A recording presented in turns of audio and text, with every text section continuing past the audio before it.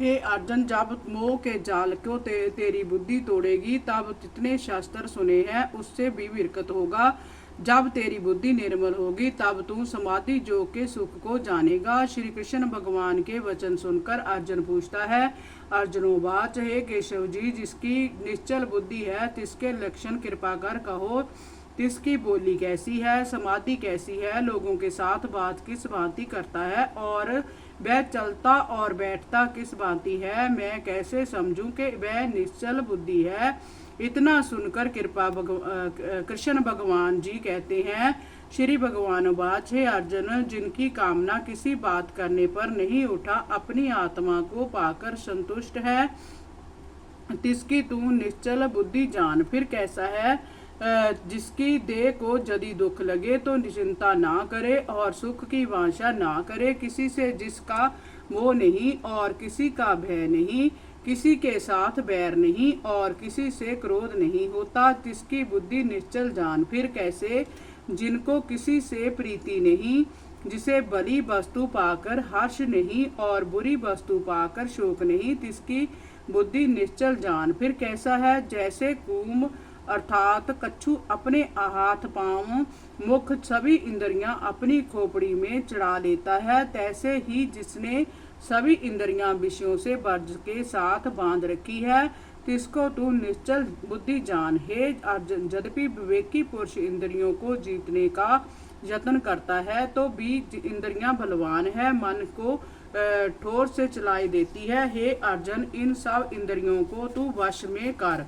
किस भांति वश में कर, सो सुन। मन की निश्चल चेता मेरे में रख, मन ही से इंद्रियां सरजीत है, सोई मेरे में निश्चल रख, तब इंद्रियां आप ही जीती जाएंगी। जिसके वश इंद्रियां है तिसकी बुद्धि निश्चल जान। और जो मेरे नाम मेरे ध्यान बिना कुछ बात चितवन करता है, इसे मनुष्यों का किस भांति कार्य बिगड़ता है, सो सुन। जो मनुष्य विषयों की बात करे, उसका संग करे अथवा अपने मन में विषयों का ध्यान करे, तब विषयों का संग इससे होता है। उस संग से मन में काम आदि कामना उपजती है, काम से क्रोध उपजता है, क्रोध से लोभ, लोभ से मोह, मोह से चैतन्य का नाश होता है।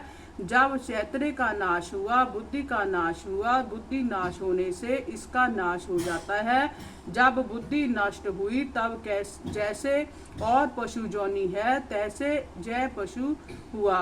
इस कारण से मेरे भक्त संसारी मनुष्यों का संग कभी नहीं करते। और हे अर्जुन, जो कोई इंद्री विषयों की ओर चले, तिसके पीछे मन को ना जाने देवे।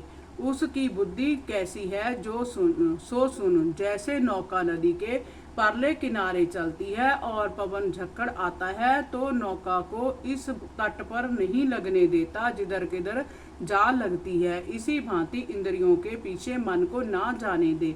इसलिए हे अर्जुन, प्रथम तू इंद्रियों को वश कर। जिन पुरुषों ने इंद्रियों को अपने हाथों से वर्ज रखा है, अपने वश करी है, तिसकी बुद्धि निश्चल जान।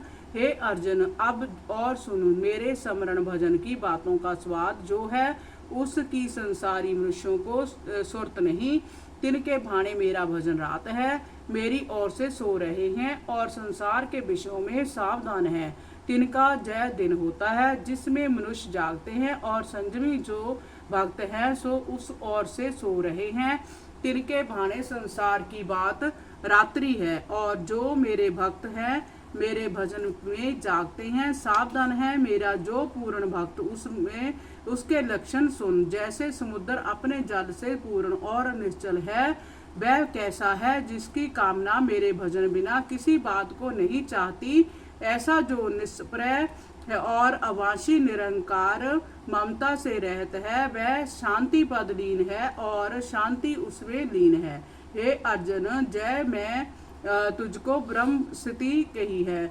जो ब्रह्म में है तिसको जय स्थिति स्वभाव है, तिसको जय स्थिति स्वभाव प्राप्त हुआ है। सो फिर माया के मोह से कभी नहीं मोहा जाता, क्योंकि वह माया के पार निर्वाण ब्रह्म पद में जा प्राप्त हुआ। इति श्रीमद् भागवत गीता सो सब ब्रह्म विद्या योग शास्त्रे श्री कृष्ण अर्जुन संवादे आत्म संयम योगो द्वितीय अध्याय। हरि ओम नमो भगवते वासुदेवाय।